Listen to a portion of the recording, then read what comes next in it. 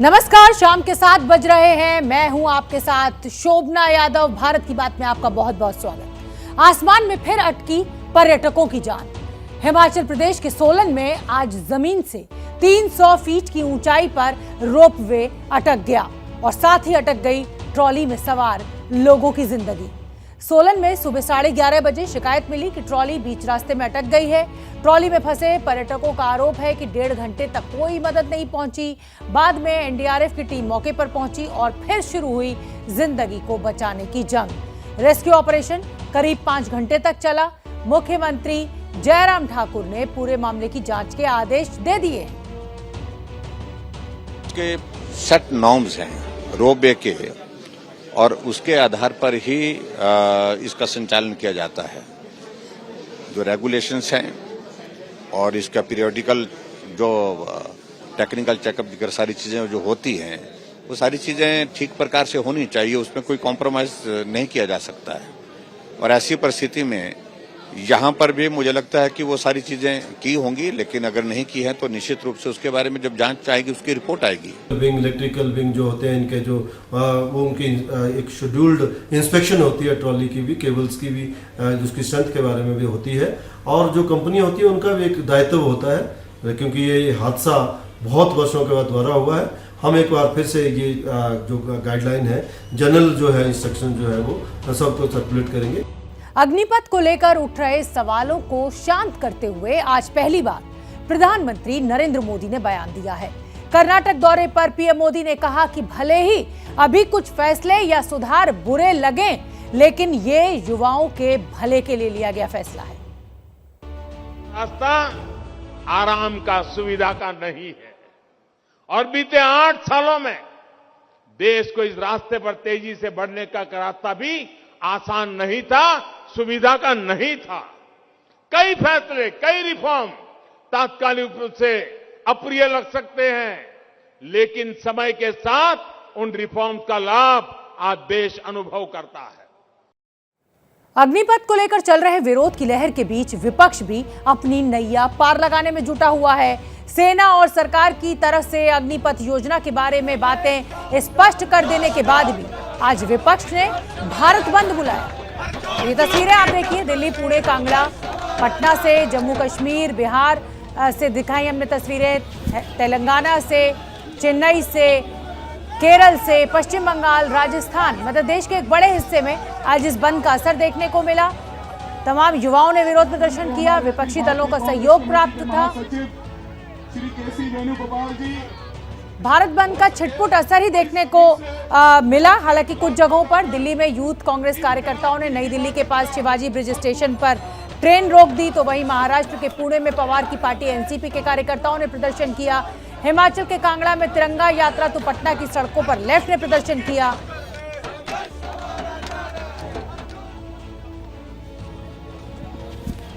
और हम आपको बता दें कि अग्निपथ के विरोध में बोलते हुए कांग्रेस के नेता सुबोध कांत सहाय ने सारी मर्यादाएं तोड़ दी और प्रधानमंत्री मोदी को हिटलर कह डाला। बीजेपी हमलावर हुई तो वही सुबोध कांत सहाय और कांग्रेस बयान पर सफाई देते नजर आए। इस देश में आके और पूरी तरह से तानाशाही स्वरूप में आ गया है। मुझे तो लगता है कि हिटलर का सारा इतिहास इसने पार कर लिया। हिटलर ने भी ऐसा ही एक संस्था बनाया था, उसका नाम था खाकी। सेना के बीच में उसने बनाया था। मोदी हिटलर की राह चलेगा तो हिटलर की मौत मरेगा, ये याद रख लो मोदी। साथियों, ये जून का महीना है, इसी महीने में इमरजेंसी लगी थी। मैं याद दिलाना चाहता हूं, हिटलर की नाजी पार्टी की बहुत ही फेमस फिल्म थी the Triumph of the will. 1934 में उसका जब मंचन कराया गया तो उसके बाद हिटलर के राइट हैंड मैन रूडोल्फ हेस ने बाकायदा नाजी पार्टी के कन्वेंशन में एक नारा लगाया था, Hitler is Germany and Germany is Hitler.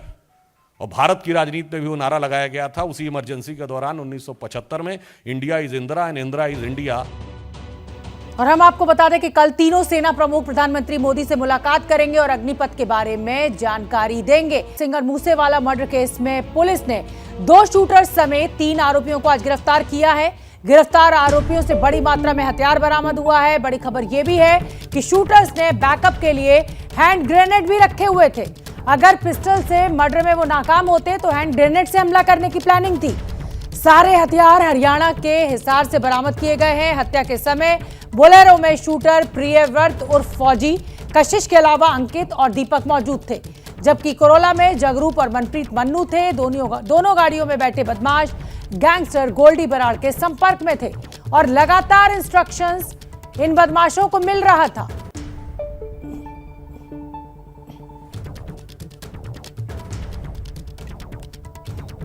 Police ने हत्या की पूरी प्लानिंग के अलावा पूरा सीक्वेंस भी बताया कि कैसे मूसेवाला की हत्या की गई।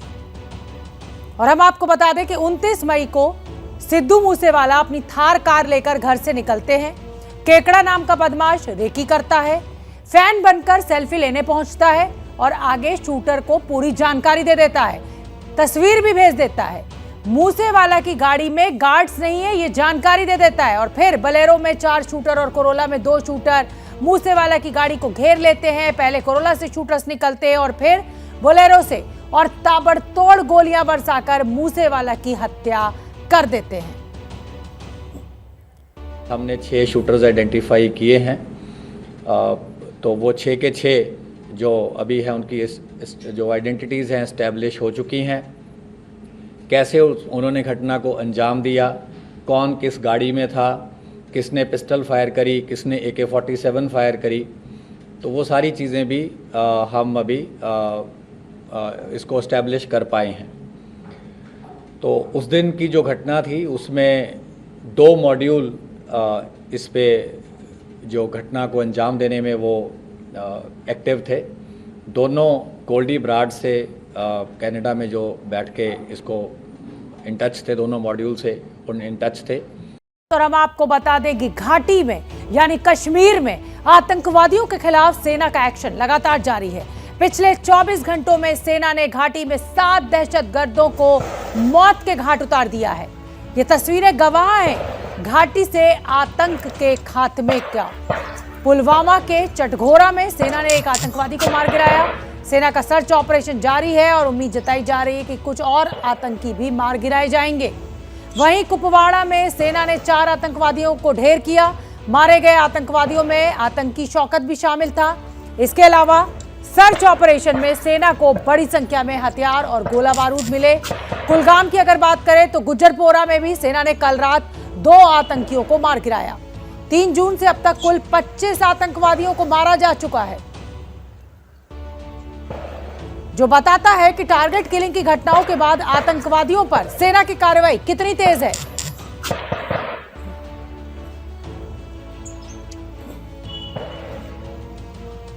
चौबीस घंटे में 7 आतंकवादियों के खात्मे पर कश्मीर रेंज के आईजी विजय कुमार को क्या कह रहे हैं वो सुनिए। कल इनकाउंटर हुआ था जिसमें कल दिन में ही LET के 2 पाकिस्तानी टेररिस्ट मारे गए थे। आज अर्ली मॉर्निंग एक और पाकिस्तानी टेररिस्ट मारा गया। उसके साथ में एक लोकल टेररिस्ट शौकत अहमद शेख जो शोपियान डिस्ट्रिक्ट के मारा गया है। उसके अलावा पुलवामा डिस्ट्रिक्ट में लोकल LET का एक टेररिस्ट मारा गया और कुलगाम डिस्ट्रिक्ट में एक जैश मोहम्मद का लोकल टेररिस्ट, एक LET का मारा गया। तो टोटल अभी तक में 7 टेररिस्ट मारे गए, जिसमें 3 FT पाकिस्तानी और 4 लोकल टेररिस्ट हैं। असम में बाढ़ आफत बनकर आई है। असम के 35 में से 33 जिले बाढ़ से प्रभावित हैं। बाढ़ बारिश के कारण राज्य में 73 लोगों की जान चली गई है और करीब 43 लाख की आबादी बाढ़ का दंश झेल रही है। मुख्यमंत्री हेमंत बिस्वा शर्मा ने वरिष्ठ अधिकारियों के साथ हालात की समीक्षा की है।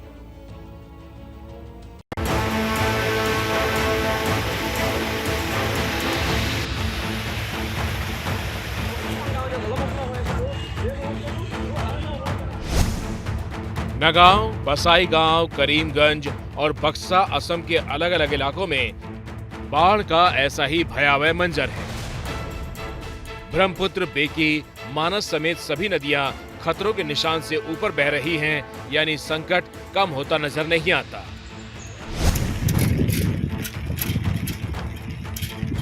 ये असम के करीमगंज जिले की तस्वीर है। शहर की सड़क नदियों में तब्दील नजर आ रही है। पानी की लहरें घरों के अंदर घुस गई। एनडीआरएफ और एसडीआरएफ की टीम लोगों के रेस्क्यू में जुटी है। बुजुर्ग और बच्चे पानी के खौफ से पलायन करने को मजबूर हैं। जो अपने हाथों में जितना सामान समेट सकते हैं, अपने सामान के साथ सुरक्षित ठिकानों पर पहुंच रहे हैं।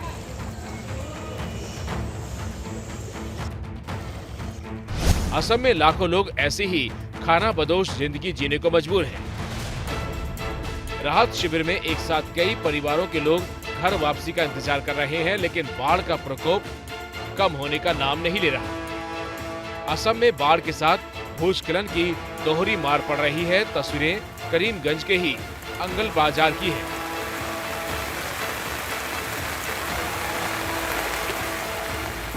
जहां भूस्खलन से पहाड़ों का बड़ा हिस्सा गिर गया, जिसकी चपेट में स्कूल की इमारत भी आ गई। ये असम के बंगाई गांव की तस्वीर है। यहां रेस्क्यू टीम नजर नहीं आई तो जिंदगी बचाने की जद्दोजहद में स्थानीय लोगों ने ही बांस के डंडों की बनाई जुगाड़ नाव से मुश्किलें पार की। असम के नगांव में भी सन्नाटा पसरा हुआ है। चारों तरफ सिर्फ पानी ही पानी नजर आता है। सड़कों और खेतों से बाढ़ का पानी उतरने का नाम नहीं ले रहा। असम के इन मुश्किल भरे हालातों से निपटने में सेना भी जी जान से जुटी है।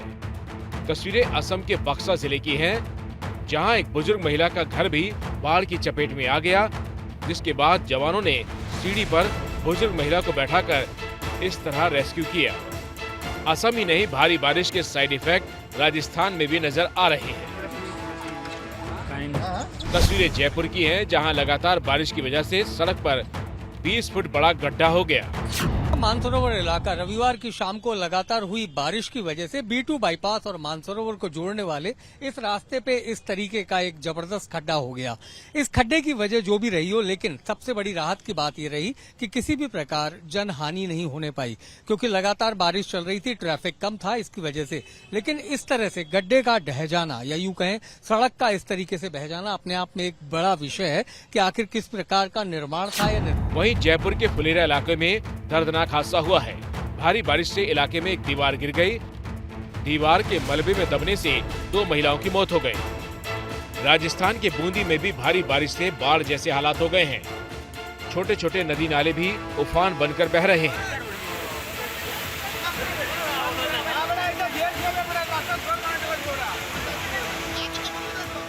तेज बहाव में एक वन रक्षक की यहां मौत हो गई।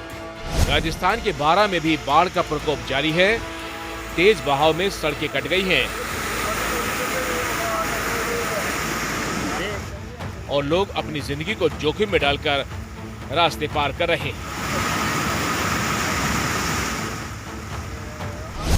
कहीं बारिश आफत बनी है तो कहीं राहत बनकर बरस रही है। तस्वीरें मुंबई के मरीन ड्राइव की हैं, जहां कल रात से बारिश हुई। बारिश के साथ ही मरीन ड्राइव पर लोगों की भीड़ उमड़ पड़ी। गर्मी से परेशान मुंबईकर बारिश का मजा लेते नजर आए। और अब वक्त हो गया है भारत की बात में स्पेशल सेगमेंट का। सरकार की अग्निपथ योजना के खिलाफ विरोध की जो आग लगाई गई, उसकी आंच को ठंडा होने में वक्त लगेगा।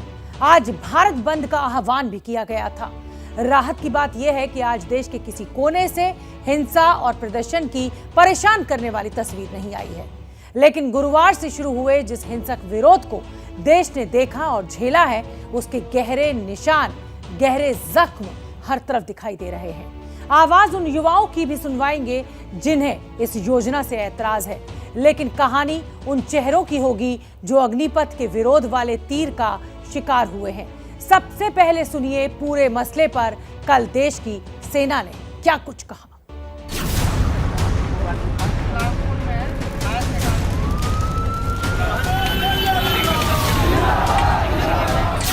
पहले दी चेतावनी। भारतीय सेना की फाउंडेशन है discipline. No space for no arson. Anger आप खुशी से दिखाइए, कोई प्रॉब्लम नहीं है। नो वार्तालाप करिए, कोई प्रॉब्लम नहीं। But arson, vandalism, no space. फिर युवाओं को दी हिदायत। Police verification is 100%। कोई नहीं आ सकता फौज में विदाउट पुलिस वेरिफिकेशन। उसकी वो चिल्का जैसे सर ने बोला था पहुंचेंगे, वो नहीं पहुंच सकते चिल्का। अगर वो ट्रेनिंग सेंटर्स हैं आर्मी के, वो नहीं पहुंच सकते वहां पे, तो ये प्रावधान कर दिए गए हैं। जोश के साथ होश की जरूरत समझाई। देखिए हमें चाहिए क्या, यूथ।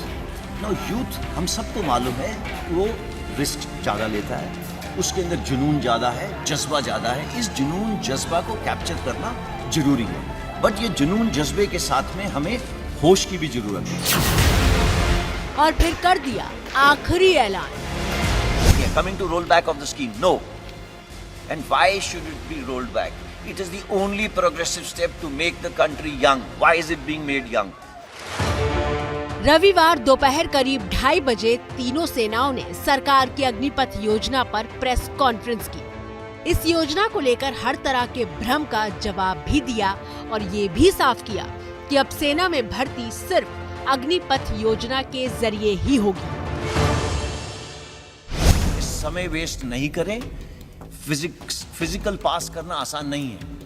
एंड जैसा कि आर्मी, एयरफोर्स, नेवी तीनों ने बताया, वो समय दे रहे हैं 45 से 60 दिन का फिजिकल करने से पहले। क्यों?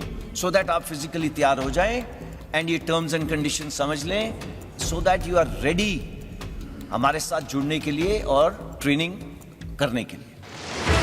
सेना ने विरोध करने वालों को क्लैरिटी भी दी और भर्ती को लेकर हो रहे कंफ्यूजन को भी दूर किया।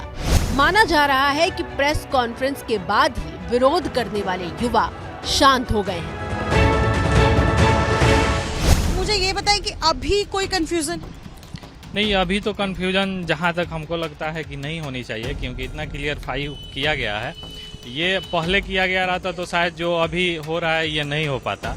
लेकिन थोड़ा सा गवर्नमेंट की भी इसमें मतलब ये है कि क्लियरफाइड नहीं किया गया, बच्चों को सही से समझ में नहीं आया कि प्लान है क्या, तो इस पे थोड़ा सा ध्यान देना चाहिए। लेकिन कहीं ना कहीं हम लोग का सेंटिमेंट हर्ट हुआ पहले, जो कि ये चीज़ क्लियरिफाई नहीं किया गया। तो पहले अगर इस चीज़ को क्लियरिफाई कर दिया रहता सरकार, जो कॉन्फ्रेंस पहले हुआ वही मिनिस्ट्री पहले आकर ये सामने ये सब बात रखी रहती और इस चीज़ को बताया रहता, तो कहीं ना कहीं हम लोग को उतना हर्ट नहीं होता जो कि पहले हुआ था, और कहीं ना कहीं हम लोग उतने उत्तेजित नहीं होते जितने पहले हुए थे। जो कि देख लीजिए, अगर कल से जब ये कॉन्फ्रेंस हुआ है उसके बाद से कहीं हद तक मतलब प्रोटेस्ट में काफ़ी नमी दिखी है, मतलब उस तरह का आक्रोश नहीं दिखा है बच्चों में। सेना ने साफ कर दिया था कि जो लोग हाथ में पेट्रोल और पत्थर वाले हथियारों से देश की संपत्ति को नुकसान पहुंचा रहे हैं और अपने विरोध के लिए विनाश मचा रहे हैं, उनके लिए सशस्त्र सेना बल के दरवाजे हमेशा के लिए बंद हो जाएंगे।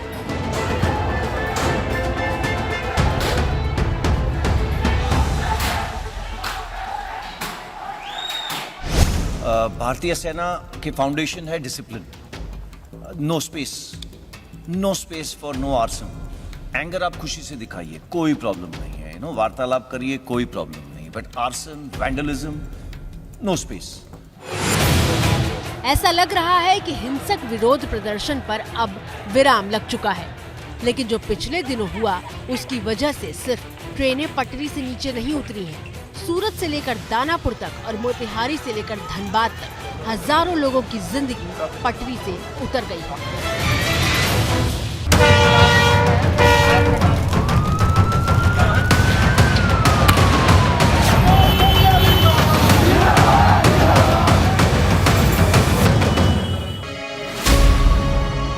टिकट कितना दिन से नहीं मिल रहा है? टिकट तो मिल ही नहीं रहा है। मिल ही नहीं रहा है, तो परेशानी हो रही है? बहुत ज्यादा परेशानी हो रही है।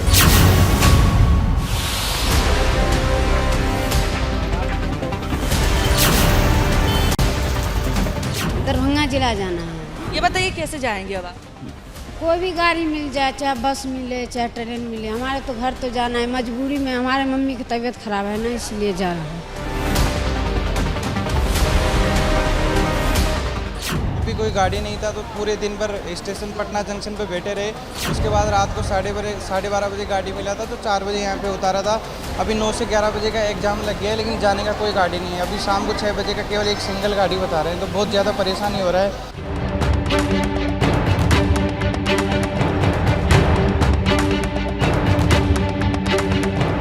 बहुत परेशानी हो रही, खाने पीने की, रहने की, सारे पैसे भी खत्म हो गए।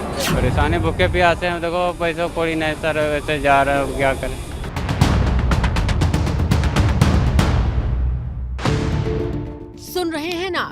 जिन लोगों ने ट्रेनों में आग लगाने से पहले एक पल के लिए भी नहीं सोचा, वो जरूर इन निर्दोष लोगों की बात सुने, जो पूरे पूरे दिन, पूरी पूरी रात छोटे छोटे बच्चों के साथ भूखे प्यासे स्टेशन पर गुजार रहे हैं। ट्रेन से आए हैं, लोकल ट्रेन नहीं चल रही है और जैसे तैसे करके मतलब परेशानियों का सामना करना पड़ा। दूसरे ट्रेन में बैठ करके हम आए हैं। बहुत दिक्कत हुई? बहुत दिक्कत। मैं सीआरपीएफ का जवान हूँ और मेरा ड्यूटी कल ज्वाइन करना है। कहाँ ज्वाइन करना है? मेरे को गुड़गांव दिल्ली जाना है। अच्छा। मेरा मगध में वो रिजर्वेशन है फुल फैमिली का AC 3 टायर में। अब यहाँ से बताया जा रहा है कि आपका ऑनलाइन टिकट है, आप ऑनलाइन कैंसिल कीजिए, कोई ट्रेन जाने का नहीं है। अब मैं ये समस्या में फंसा हूँ कि मैं ड्यूटी कैसे ज्वाइन करूँ। जी सर, जाना था? दिल्ली जाना था कल। क्या काम था? मतलब भैया जॉब में है भैया। जाना था लेकिन नहीं जा पा रहे? नहीं सर, टिकट नहीं मिल रहा है? नहीं। जिन्हें नहीं पता कि उनकी मंजिल तक जाने वाली ट्रेन कब आएगी और अगले कितने वक्त तक उन्हें प्लेटफॉर्म पर ही अपना वक्त गुजारना होगा। इतना सारा बैग है आपके पास, ये सब लेकर यहीं बैठे रहेंगे? अभी तो रहना ही पड़ेगा, मजबूरी है ना। अभी मतलब क्या है कि ट्रेन गुजर गई है तो उसमें हम लोग बैठ नहीं पाए, दूसरी ट्रेन का भी इंतजार करना ही पड़ेगा। दिक्कत हो रही है? दिक्कत तो काफ़ी है, बहुत ज़्यादा है। दिक्कत का तो बात ही मत पूछो क्या दिक्कत हो रहा है। तो दिक्कत यही है कि मतलब कितना सारा ट्रेन था रद्द किया गया और प्लस अभी हम आए 10 बजे और फिर रात्रि 12 बजे तक यहीं बैठना है। उस पर भी उस ट्रेन को मालूम नहीं चलेगी कि नहीं चलेगी, वो भी नहीं खबर है। टीवी स्क्रीन पर मौजूद तस्वीरें बिहार के आरा रेलवे स्टेशन की हैं। भारी संख्या में लोग रेलवे काउंटर पर मौजूद हैं। ज्यादातर लोग टिकट कैंसिल करवाने आए हैं और इनमें वो लोग भी हैं जिन्हें पिता के कैंसर के इलाज के लिए मुंबई पहुंचना है। कैसे करना है? कहाँ जाना था? मुंबई जाना था। कब जाना था? आज ही जाना था। ट्रेन तो खुल नहीं रही है? जरूरी काम से जाना था? क्या काम था? वहाँ पे इमरजेंसी काम है, थोड़ा पापा का कैंसर हो गया। पापा का तबीयत खराब है। देखिए युवा है, बम्बई जाना चाहता है लेकिन ट्रेनें चल नहीं रही हैं और टिकट लेके ये घूम रहा है, टिकट कैंसिल कराने आया है। पिता की तबीयत खराब है, इसके लिए जाना बहुत जरूरी है वहाँ। पटना रेलवे स्टेशन से लेकर आरा और दिल्ली तक प्लेटफॉर्म पर मौजूद लोगों का जो नुकसान हुआ है, ये वो ही समझ सकते हैं। किसी को शादी में पहुंचना था, किसी को ड्यूटी ज्वाइन करनी थी, किसी को एग्जाम देना था, लेकिन ट्रेन की बोगियों में लगाई गई आग ने इनकी जिंदगी पर ब्रेक लगा दिया है।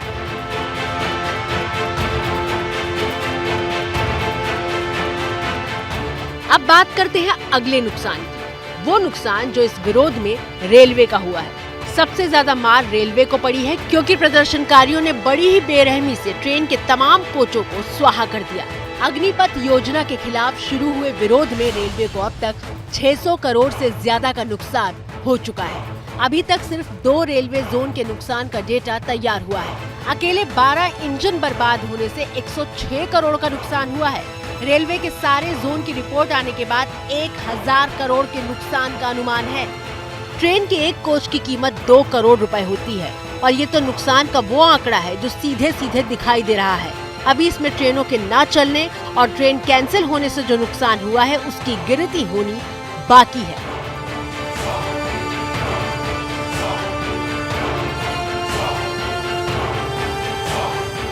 हालात इतने खराब हो गए कि बिहार में दिन में एक भी ट्रेन नहीं चल रही है। रात में सिर्फ 8 बजे से लेकर सुबह 4 बजे तक ट्रेन चलने का फैसला हुआ है। यानी 24 घंटे में सिर्फ 1/3 यानी 8 घंटे ही ट्रेन पटरी पर दौड़ रही है और बाकी वक्त पटरी पर कर्फ्यू लगा दिया गया है ताकि और नुकसान न हो। जो प्रदर्शन चल रहा है अग्निपथ योजना के नाम पर, उसमें सबसे ज्यादा नुकसान रेलवे को पहुंचाया जा रहा है। शीशे तोड़े जा रहे हैं, बोगियों को आग के हवाले किया जा रहा है। आरा रेलवे स्टेशन पे यहाँ पर देखिए कई लोग जो हैं कई दिनों से आरा में फंसे पड़े हैं, दूसरे जगह काम के सिलसिले में जाना चाहते हैं, कुछ जरूरी उनका वक्त है उसमें वो जाना चाहते हैं, तो कई लोग यहाँ टिकट कैंसिल करवा रहे हैं, कई लोग टिकट लेना चाहते हैं। रात में जो ट्रेन चलती है उससे भी जाना चाहते हैं। लोगों थोड़े परेशान भी यहाँ दिख रहे हैं, आप देख सकते हैं संख्या ज्यादा है लोगों की। सोमवार को भारत बंद बुलाया गया था, लेकिन स्थिति बेकाबू न हो इसके लिए पटना स्टेशन पर सुरक्षा के भारी इंतजाम किए गए थे। किसी भी तरह के हिंसक प्रदर्शन को जगह नहीं दी जाएगी, इसी मूड में इस वक्त बिहार में पुलिस और प्रशासन है। मैं रेलवे जंक्शन पर मौजूद हूं और जिस तरह से हिंसा की तस्वीरें खासतौर पर रेलवे संपत्तियों को नुकसान पहुंचाने वाली आई थी, उसके बाद से किस तरह सचेत है प्रशासन, ये तस्वीर आपको मैं दिखाना चाहूंगी। रैपिड एक्शन फोर्स की टीम तैनात है और न सिर्फ तैनात है, आप इनके हाथों में देख सकते हैं लाठी है, केन शील्ड है और इसके अलावा टीयर गैस बॉक्स ये मैं देख सकती हूँ इन सबके पास। यानी कि अगर सिचुएशन आउट ऑफ कंट्रोल होता है, अगर उग्र हिंसा यहाँ होती है तो बिल्कुल स्थिति को नियंत्रण तुरंत किया जा सके, इसके लिए ये सभी आपको जो जवान दिख रहे हैं ये सभी यहाँ पर खास तौर पर पहुंचे हैं। सिर्फ पटना ही क्यों, आरा से लेकर दरभंगा तक और भागलपुर से लेकर मुजफ्फरपुर तक बिहार के हर स्टेशन पर फोर्स तैनात की गई थी। लेकिन यहाँ सवाल सरकार और उस सिस्टम से भी है जिन्होंने इतना बड़ा फैसला लेने से पहले अपना होमवर्क पूरा नहीं किया। मंगलवार को जब रक्षा मंत्री के साथ तीनों सेनाओं ने प्रेस कॉन्फ्रेंस करके अग्निपथ का ऐलान किया तो क्या सरकार को इस बात का अंदाजा नहीं था कि इसका विरोध भी हो सकता है? इतनी बड़ी हिंसा हो गई तो क्या सरकार का खुफिया तंत्र सोया हुआ था? अगर हिंसा प्लानिंग के जरिए हुई तो फिर एजेंसियों के पास इनपुट क्यों नहीं था? और सवाल तो ये भी है कि जो भी संशोधन हिंसा के बाद किए गए, अगर उसका फैसला पहले ही हो गया होता तो शायद इस स्थिति से बचा जा सकता था। अब जब ये बात सामने आ रही है कि स्कीम को ठीक से समझा ही नहीं गया तो सत्ताधारी बीजेपी इसके लिए अपनी ओर से तैयारी करने लगी है। सूत्रों से मिली जानकारी के मुताबिक भारतीय जनता पार्टी ने निर्देश दिया है अपने सभी सांसदों, विधायकों और जनप्रतिनिधियों को कि वो अग्निपथ स्कीम को लेकर युवाओं के बीच में जाएं, उनमें व्याप्त भ्रांतियों को दूर करें, अग्निपथ स्कीम के फायदे गिनाएं ताकि उनके मन में जो डर है उसे दूर किया जा सके। यही नहीं, भारतीय जनता पार्टी ने जल्द ही संवाद कार्यक्रम का भी प्लान किया है। बीजेपी और केंद्र सरकार अग्निपथ स्कीम को लेकर कदम फूंक कर बढ़ा रही है, लेकिन पार्टी के ही कुछ नेता जिस तरह से बयानबाजी कर रहे हैं उससे विरोधियों को हमला करने का मौका मिल रहा है। मिसाल के तौर पर सबसे पहले बीजेपी के राष्ट्रीय महासचिव कैलाश विजयवर्गीय का बयान सुनिए। जब वो ट्रेनिंग लेगा और 4 साल की सेवा करने के बाद निकलेगा, अग्निवीर का एक छाती पर तगमा लगा के घूमेगा। किसी भी मुझे अगर इस ऑफिस में, बीजेपी के ऑफिस में सिक्योरिटी रखना है तो मैं अग्निवीर को प्राथमिकता दूंगा। आपको भी अगर रखना, मेरे एक मित्र ने एक रिटायर्ड 35 साल के सेना के अफसर को अपने यहाँ सिक्योरिटी पे रखा। कैलाश विजयवर्गीय के इस बयान पर चौतरफा हमले शुरू हो गए। दिल्ली के सीएम केजरीवाल से लेकर असदुद्दीन ओवैसी तक ने बीजेपी पर वार किया। ओवैसी ने ट्वीट किया कि बीजेपी नेता सैनिकों को चौकीदार के तौर पर अपने ऑफिस में रखने की बात कह रहे हैं। एक सम्मानित नौकरी करने वाले सैनिकों को मोदी की पार्टी क्या यही इज्जत देती है? यहाँ तक कि केंद्रीय मंत्री वीके सिंह भी मानने को तैयार नहीं थे कि कैलाश विजयवर्गीय ने ये बयान दिया है। कैलाश विजयवर्गीय ने कहा है कि ये 4 साल खत्म होने के बाद बीजेपी कार्यालय में वो सिक्योरिटी गार्ड बना दिए जाएंगे। देखिए, उन्होंने मजाक किया होगा, ऐसा नहीं है। गृह मंत्रालय ने बोल दिया है, हरियाणा सरकार ने बोल दिया है, उत्तर प्रदेश सरकार ने बोल दिया और सरकारें भी बोलेंगी। लेकिन कैलाश विजयवर्गीय के बयान पर शुरू हुए विवाद को खारिज करते करते वीके सिंह खुद ऐसी बात कह गए कि वो मुद्दा बन गया। हमारे यहाँ अनिवार्यता नहीं है, जिसको आना वो आए। अगर आपको नहीं लगती चीज की मत आओ। भाई आपको बोल कौन रहा है आने के लिए? आप बसें जला रहे हो, ट्रेन जला रहे हो, किसी ने आपको बोला कि हम आपको फौज में लेंगे? पहले तो आप हमारे मापदंडों पे खरे उतरो ना, उसके बाद हम फौज में लेंगे। विजयवर्गीय अपने बयान पर सफाई दे चुके हैं, लेकिन तब तक केंद्रीय मंत्री जी किशन रेड्डी के बयान पर बवाल हो गया। వాళ్ళందరికీ స్కిల్లింగ్ నేర్పుతాము, వాళ్ళందరూ కూడా స్కిల్లింగ్ నేర్పి స్కిల్ ఇంట్రెస్ట్ లేని వాళ్ళు అంత పని చేయొచ్చు. దీంట్లో రకరకాలుగా ఉంటాయండి. ఇందులో మిలిటరీలో కూడా డ్రైవర్స్ వేరే ఉంటారు, ఎలక్ట్రీషియన్స్ వేరే ఉంటారు, అందులో బట్టలు ఉతికే వాళ్ళు వేరే ఉంటారు. लेकिन सवाल यहाँ ये है कि आगे का रोड मैप क्या होगा? युवाओं को इस बात का भरोसा कैसे दिलाया जाए कि भविष्य में उनके लिए रास्ते खुले हुए हैं? इस सवाल का जवाब हमने एचआर एक्सपर्ट रजनीश सिंह और परमवीर चक्र विजेता और पूर्व सैनिक योगेंद्र यादव से पूछा। सरकार को डेफिनेटली सोचना पड़ेगा कि कहाँ कहाँ पे हम लोग और एम्प्लॉयमेंट अपॉर्चुनिटीज़ ला सकते हैं।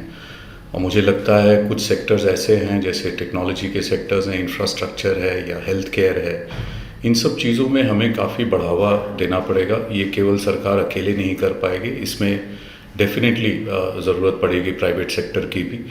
तो ये हमें एक ऐसा हमें पॉलिसीज़ लाने पड़ेंगे जो कि ऐसे शॉर्ट टर्म ना हो जिस तरह की अग्निपथ है। सरकार से और मैं ये कहना चाहता हूं कि उनकी अनिश्चितता को ख़त्म करने के लिए जो भविष्य का अंधकार उनको दिख रहा है, तो इसके लिए जो जैसे अभी कल तीनों चीफ़ों ने जो है घोषणा की है कि 10% हमारे पैरामिलिट्री फोर्सेस के अंदर आपका आरक्षण सुनिश्चित किया जा रहा है, तो सरकार को भी कहना चाहिए कि जो हमारी प्रदेशों की सरकारें हैं उनको आगे आना चाहिए कि स्टेट पुलिस के अंदर हम अग्निवीरों को ही लेंगे, तो उनका जो अंधकार भविष्य दिख रहा था वो दूर हो जाएगा और जो नौजवानों की जो नाराज़गी है वो भी दूर हो जाएगी।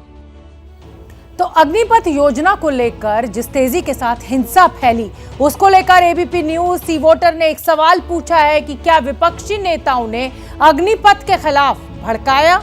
नतीजे जो है वो आपके सामने 57% कह रहे हैं कि हाँ विपक्षी पार्टियों ने भड़काया, और नहीं कहने वाले 43% लोग हैं जो कहते हैं कि नहीं, युवाओं को किसी ने नहीं भड़काया, खुद ब खुद उनका गुस्सा जो है वो सड़कों पर देखने को मिला। और इसी बीच प्रधानमंत्री मोदी ने अग्निपथ पर अपनी चुप्पी तोड़ते हुए इशारों में कहा कि सुधार से लंबे वक्त में फायदा होगा। कल तीनों सेना के जो सेनाध्यक्ष हैं वो भी प्रधानमंत्री नरेंद्र मोदी से मुलाकात करेंगे, और उसके बाद इंतजार यही कि ये जो युवा हैं जो नाराज हैं क्या वो मान जाएंगे और सेना में जो भर्ती की घोषणा की गई है उसमें जमकर वो फॉर्म भरेंगे और आगे आएंगे। तो भारत की बात में आज इतना ही, मुझे दीजिए इजाजत, कल फिर होगी मुलाकात।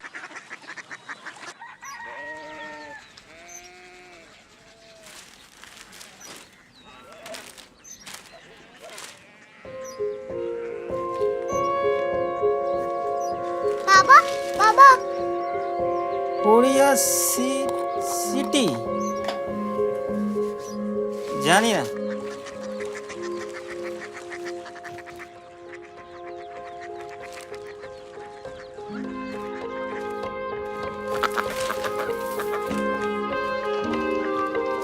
Korea city. हाँ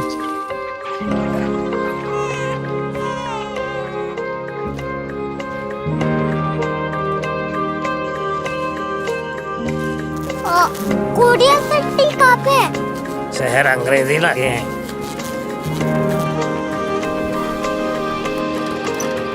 कोरिया सिटी।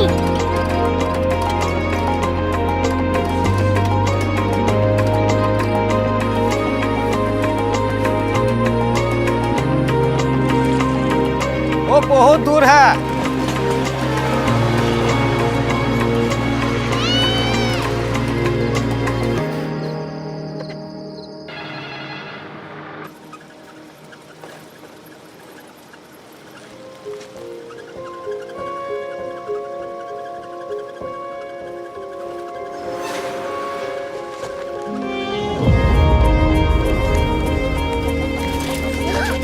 Korea city.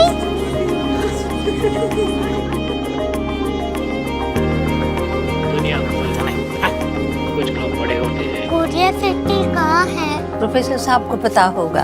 हो, ये छोटा वाला ग्लोब लगता है और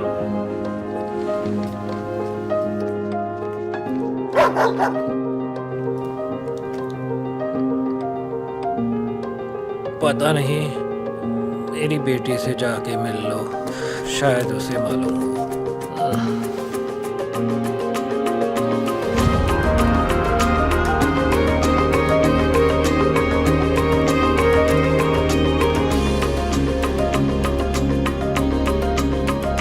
हाय,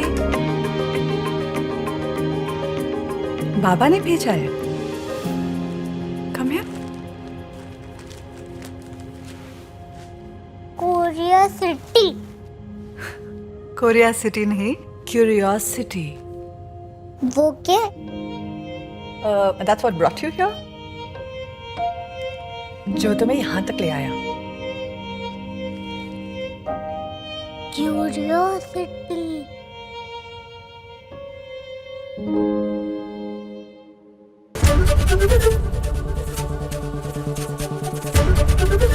एबीपी न्यूज आपको रखे आगे।